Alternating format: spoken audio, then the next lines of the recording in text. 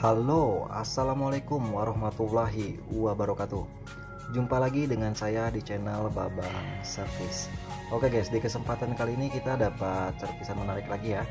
Nah, ini ada Vivo Y11 dan keadaan layarnya bisa teman-teman lihat sendiri ya.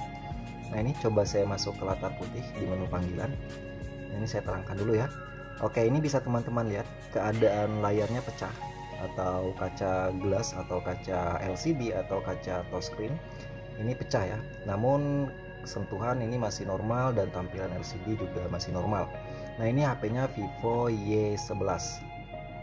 Oke, di kesempatan kali ini kita tidak melakukan penggantian LCD satu set, melainkan melakukan penggantian glass only atau kaca layarnya saja atau kaca touchscreen-nya saja tanpa melakukan penggantian LCD satu set. Nah, ini kaca gelas yang baru udah saya siapin dan handphone siap kita eksekusi. Oke, ini kita matikan dulu handphonenya. Selanjutnya kita buka dulu untuk slot kartu SIM. Nah, ini kita buka dulu ya untuk slot kartu SIM-nya. Selanjutnya kita buka di area backdoor-nya. Nah, ini kita buka untuk backdoor menggunakan bantuan plastik pencongkel ya. Nah, ini kita buka saja seperti ini. Namun hati-hati karena di bagian belakangnya, bagian backdoor-nya itu ada menempel fleksibel fingerprint. Nah, ini kita lepaskan dulu ya untuk soket fleksibel fingerprint-nya. Nah, ini kita lepaskan, ada kalengan penutupnya ya. Nah, ini kita amankan dulu. Oke, selanjutnya kita buka untuk fleksibel fingerprintnya. Oke, selanjutnya, nah ini bisa teman-teman lihat banyak bautnya ya. Ini kita lepaskan dulu untuk semua baut-bautan di area penutup belakangnya. Nah, ini udah kita lepaskan untuk baut-bautannya. Selanjutnya, nah ini kameranya udah ikut terangkat guys, kamera depannya ya. Udah nggak apa-apa ya, karena kamera juga akan kita lepaskan. Mengingat pengerjaan kita ini ya takutnya nanti terkena lem ya, jadi hasil kameranya malah buram. Jadi kita amankan dulu untuk kameranya. Dan selanjutnya ini baterai kita lepaskan untuk soketnya. Selanjutnya baru kita lepaskan baterai ya, kita angkat seperti ini, tarik saja. Oke, selanjutnya kita buat jalur dulu ya untuk fleksibel LCD-nya. Nah, ini untuk double tip penahan baterai kita pinggirkan dulu untuk plastiknya. Kita buat jalur untuk LCD ya. Nah, ini kita lepaskan untuk soket LCD-nya dan ini ada penahannya guys. Kita amankan dulu ya, kita lepaskan dulu. Selanjutnya kita buka LCD-nya. Nah, untuk pembukaan LCD dari frame perlu hati-hati ya. Dan di sini saya gunakan bantuan pemanas, itu headgun, bisa juga menggunakan blower, hair dryer, atau tempelkan di atas mesin separator juga bebas-bebas saja ya. Nah, ini kita hangatkan dulu, kita kelilingin sampai kita rasa cukup hangat. Karena perlu teman-teman garis bawahi, kita di sini hanya melakukan penggantian glass only. Jadi otomatis kita harus selamatkan LCD-nya. Untuk pembukaan LCD dari frame di sini saya menggunakan bantuan kalengan tipis dan plastik mika tipis. Nah, untuk tahap awal kita buat jalur dulu ya, kita buat celah dulu di area pinggirannya. Ini saya seset menggunakan kalengan tipis. Ini kalengan yang saya buat sendiri dari lapisan belakang LCD. Nah, jadi ini kita seset ya, ini kalengan belakang LCD, lapisan LCD bagian belakangnya itu saya gunting untuk pembukaan awal. Nah, ini saya gunakan kalengan tipis seperti ini agar memudahkan plastik mikanya nanti ya. Karena kalau takutnya menggunakan plastik mika langsung itu nggak kuat, malah kita nanti masuk ke dalam lapisan LCD-nya. Jadi perlu hati-hati ya. Dan kebanyakan dari teknisi pemula itu khususnya, kebanyakan gagal itu bukan ketika proses pemisahan ataupun proses penyatuan LCD dengan kaca gelas yang baru, melainkan malah di tahap awal ketika pembukaan LCD dari frame. Jadi perlu hati-hati ya. Nah, ini kita buat celah, kita buat ruang, dan kita cari lapisan paling bawah dari LCD-nya. Nah, ini setelah dapat lapisan paling bawah dari LCD, baru kita seset menggunakan plastik mika seperti ini. Dan ini lem di area pinggirannya udah kita putuskan ya menggunakan kalengan tadi. Nah, ini udah kita lepaskan dan ada yang nyangkut guys ya, kita lepaskan dulu. Dan alhamdulillah LCD udah berhasil kita lepaskan dari frame. Nah, ini udah berhasil kita lepaskan dari frame dan ini pecahannya guys, lumayan ya. Oke, jangan senang dulu, langsung kita tes ya apakah LCD-nya ini masih normal atau tidak. Ini kita pasangkan kembali, kita tes ya, kita hidupin dulu masih nampil atau tidak. Bismillahirrahmanirrahim. Alhamdulillah masih nampil Vivo. Oke, ini kita tunggu dulu ya untuk proses loadingannya sampai masuk ke menu. Oke, ini udah masuk ke menu, langsung kita tes sentuhan, alhamdulillah ya masih normal. Dan di latar putih juga alhamdulillah masih normal ya. Oke, tanpa berlama-lama kita lanjutkan pengerjaannya lagi. Nah, ini kita lepaskan kembali LCD dari frame dan kita fokus ke LCD-nya ya. Nah, ini mengingat pecahan kacanya lumayan parah, jadi untuk menghindari pecahan kaca yang berhamburan sekaligus juga memudahkan mesin separator kita untuk menyedot sempurna nantinya ya. Jadi ini di kacanya yang pecah kita tutupin menggunakan lakban seperti ini, lakban bening. Kita tutupin semua pecahan kacanya ya. Selanjutnya kita rapikan. Oke, ini udah rapi, lanjut kita proses. Oke guys, ini kita udah berada di depan mesin separator. Selanjutnya kita tempelkan LCD-nya di atas mesin separator. Kita hidupkan vakum dan pemanasnya. Ini kita diamkan dulu ya sampai panas 75 sampai dengan 80. Dan di sini saya gunakan kawat pemisah itu merek mekanik berukuran 0,03. Memang khusus OLED ya. Namun kawat ini juga saya gunakan untuk LCD yang berpanel IPS seperti Vivo Y11 ini. Karena ya semakin tipis kawatnya harusnya semakin bagus ya, karena menghindari terkena lapisan polarit. Takutnya terkena lapisan polarit malah layarnya blank putih. Oke, ini udah berhasil kita seset.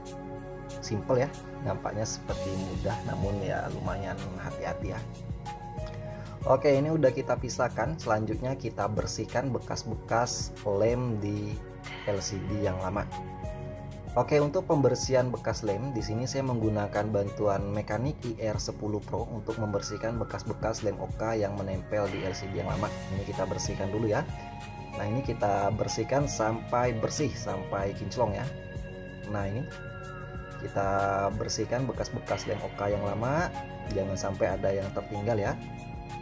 Oke, ini udah bersih. Lanjut kita bersihkan lagi ya menggunakan minyak kayu putih dibantu tisu. Nah, ini kita bersihkan secara keseluruhan sampai kinclong ya, sampai tidak ada bekas-bekas lem yang lama. Nah, ini udah bersih, bening, mantap. Nah, ini LCD-nya udah kita bersihkan dan ini kaca gelas yang lama ya. Oke, lanjut kita proses lagi. Oke guys, ini udah berhasil kita pisahkan LCD dengan kaca gelas yang lama yang pecah. Namun jangan senang dulu ya, kita tes dulu LCD-nya apakah masih normal atau tidak. Bismillahirrahmanirrahim. Alhamdulillah masih nampil Vivo. Oke, ini kita lap dulu ya sambil nunggu proses loadingannya selesai. Kita tes juga untuk sentuhan ya. Oke, ini udah, ini agak susah itu guys karena agak nggak rapat ya. Oke, ini kita masuk ke latar putih dan bisa teman-teman lihat aman ya, nggak ada cacat LCD-nya. Oh, ini kaca gelas yang lama yang pecah ya, siap kita pasangkan kaca gelas yang baru. Oke, lanjut kita masuk lagi ke tahap berikutnya. Nah, ini kita lepaskan kembali untuk LCD-nya. Ini udah kita pisahkan ya dengan kaca gelas yang lama. Kita fokus ke area LCD ya. Nah, untuk teman-teman pemula yang udah lama bergabung di channel saya mungkin udah paham ya. Namun yang baru bergabung mungkin belum tahu. Nah, kalau untuk di channel saya khususnya saya tidak menggunakan lem OK kering, melainkan lem OK cair. Nah, yang ditakutkan dari teman-teman pemula atau teknisi pemula itu biasanya lem OK cair itu masuk ke dalam LCD. Namun saya punya triknya untuk menutupin area pinggiran LCD-nya, karena lem OK cair tadi itu bisa rembes, bisa masuk ke dalam LCD itu lewat pinggiran LCD-nya. Jadi untuk menghindari rembes tadi, saya punya triknya ya seperti ini ya. Di area pinggiran LCD-nya itu saya tutupin menggunakan lem P7000 berwarna hitam. Ini kita tutupin ya, nggak harus tebal, yang penting rata ya guys ya. Nah, ini kita ratakan, jangan sampai ada celah, jangan sampai ada sedikit ruang yang membuat lem OK cair bisa rembes. Nah, untuk teman-teman pemula yang udah mencoba trik seperti ini namun masih rembes, tolong maksimalkan di pengeleman area pinggirannya. Coba pantau lagi apakah ada celah yang membuat lem OK cairnya rembes, atau pemberian lemnya terlalu tipis atau terlalu tebal juga mempengaruhi guys. Dan pemberian lemnya itu seperti ini ya, bukan ditarik saja melainkan ditotol-totol seperti ini ya. Nah, ini saya totol-totol agar lemnya itu betul-betul merata ya, menutupin area pinggirannya. Nah, ini kita tutupin secara keseluruhan termasuk di area bawahnya, bagian belakangnya juga kita tutupin ya. Nah, ini kita tutupin untuk area bawahnya dekat soketnya ya. Nah, karena di sini juga bisa mengakibatkan rembes guys. Nah, ini kita kasih lem secukupnya saja ya, yang penting tertutup rata. Di atasnya juga nih kita tutupin yang putihnya ini karena bisa mengakibatkan rembes juga guys. Oke, ini udah kita ratakan lem T7000 warna hitam. Lanjut kita tunggu kering ya, kurang lebih 15 menit. Oke guys, ini udah 15 menitan ya, bahkan 20 menit saya diamkan. Ini udah kering sempurna saya rasa. Lanjut kita bersihkan LCD-nya kembali karena takutnya tadi ada bekas lem ya. Nah, ini kita elap lagi sampai betul-betul bersih. Jangan sampai ada debu ya. Setelah bersih baru kita tambahkan lem oka cair seperti ini. Kita ratakan lem oka cair, baru kita pasangkan kaca gelas yang baru ya. Nah, ini lanjut kita urut lem okanya, kita ratakan lem okanya, jangan sampai kecolongan gelembung.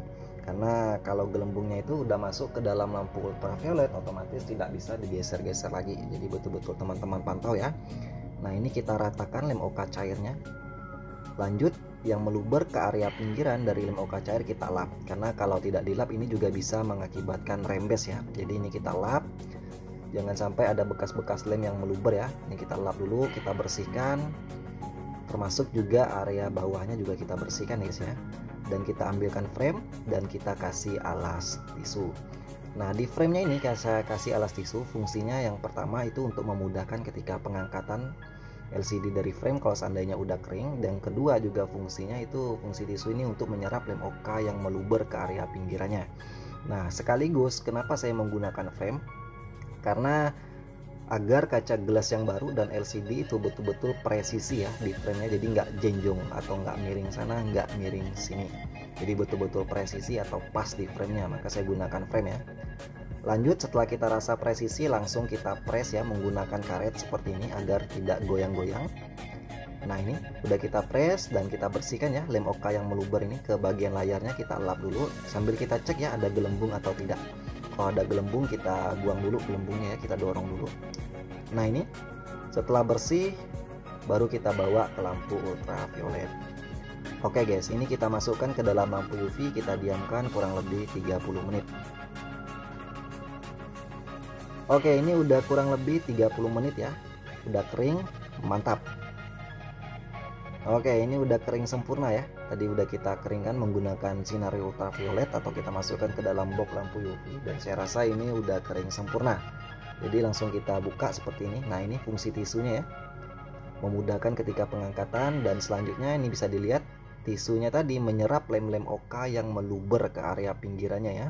Jadi tidak ada celah yang membuat lem oka cairnya bisa masuk ke dalam LCD. Jadi betul-betul kita maksimalkan ya. Jangan sampai kecolongan. Nah, ini perlu hati-hati ya untuk teman-teman pemula. Jangan sampai kecolongan di bagian ini ketika penyatuannya, takutnya malah rembes. Karena kebanyakan dari teman-teman pemula ada yang chat personal ke saya ya, mencoba trik seperti ini masih rembes ya. Saran saya tolong maksimalkan pengeleman area pinggir, sekaligus coba dilihat mungkin ada salah satu trik yang kelewat ya, atau yang terlewati. Jadi betul-betul pantau lagi ya. Nah, ini kita lap tadi LCD-nya, lanjut kita lap juga di area frame ya, bekas-bekas lem oka yang meluber, kita lap dulu. Nah, ini kita lap dulu ya lem oka yang melubernya. Oke, lanjut kita tes ya LCD-nya. Ini selesai kita satukan ya, untuk kaca gelas yang baru dengan LCD-nya udah kita satukan dan kita tes. Bismillahirrahmanirrahim. Wah, alhamdulillah masih nampil Vivo. Oke, sambil nunggu proses loadingannya selesai, ini kita lap dulu ya agar enak dipandang, agar kinclong, agar bersih. Oke, ini kita tunggu untuk loadingannya, dan ini kaca gelas yang lama. Alhamdulillah berhasil masuk ke menu. Kita tes sentuhan juga normal, dan latar putih bisa dilihat tanpa rembes, karena kalau lem oka cair itu rembes kelihatan ya, seperti bekas kemasukan air atau LCD-nya seperti ada awan mendung. Nah, ini bisa dilihat hasilnya bening tanpa ada rembes. Oke, mantap, tinggal kita pasangkan saja LCD-nya di frame ya.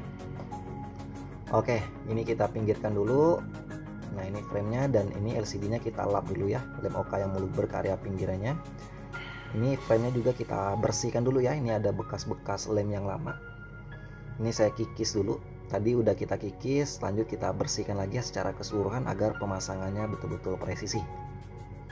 Nah, ini kita bersihkan. sampai betul-betul bersih ya. Nah ini pun kamera kita lepaskan tadi guys ya, agar tidak terkena lem. Dan ini LCD nya kita lap lagi, kita betul-betul bersihkan ya untuk area pinggirannya, jangan sampai ada bekas lem OK, terutama di dekat kaca kamera depan guys. Nah ini kita bersihkan ya. Nah di sini saya gunakan minyak kayu putih juga sedikit dibantu tisu. Saya lap, ada bekas lem OK yang numpuk ya di bagian dekat kaca kamera. Nah ini saya amati dulu ya, takutnya nanti malah usernya ketika mau selfie buram guys. Jadi kita bersihkan, betul-betul kita bersihkan ya, kita maksimalkan. Selanjutnya tinggal kita pasangkan LCD nya di frame. Nah ini kita frame nya kita kasih lem dulu ya. Ini sama lemnya T7000 berwarna hitam. Lem ini juga yang saya gunakan untuk menutup area pinggiran LCD nya tadi.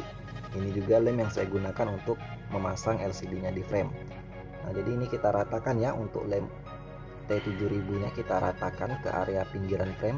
Seperti biasa untuk pemberian lemnya itu tidak harus tebal, yang penting rata, karena kalau terlalu tebal takutnya nanti malah meluber keluar, juga sulit untuk membersihkan ya.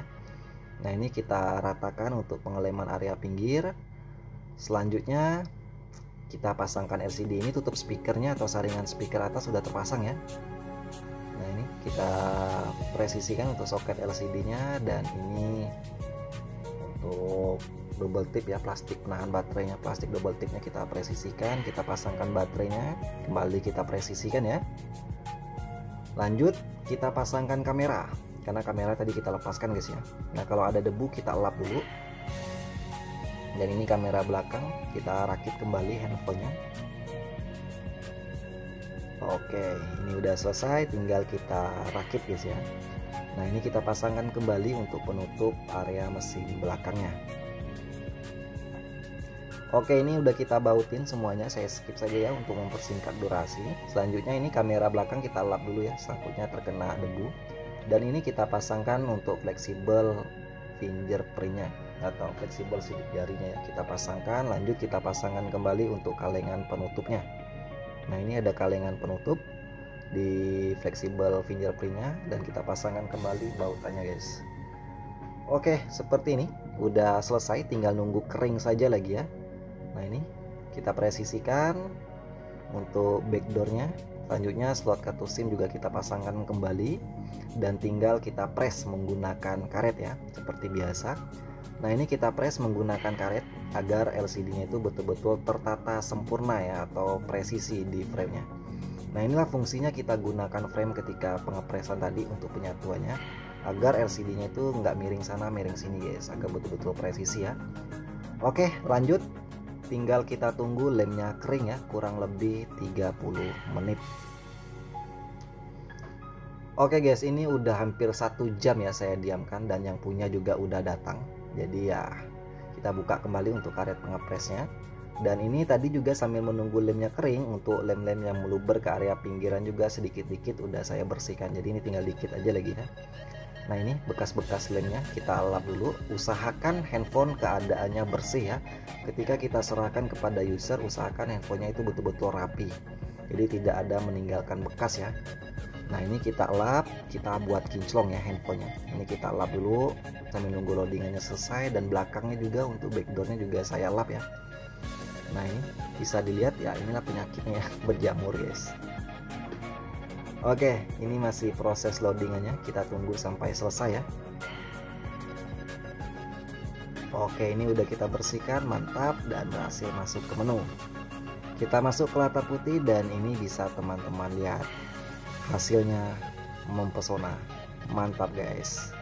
Bening ya, tanpa ada rembes, jadi nggak ada lem OK yang masuk ke dalam LCD. Bisa teman-teman ikutin ya step by stepnya. Jangan pernah mengeluh ya, jangan pernah takut untuk mencoba. Kalau mencoba gagal, coba lagi, dan coba lagi.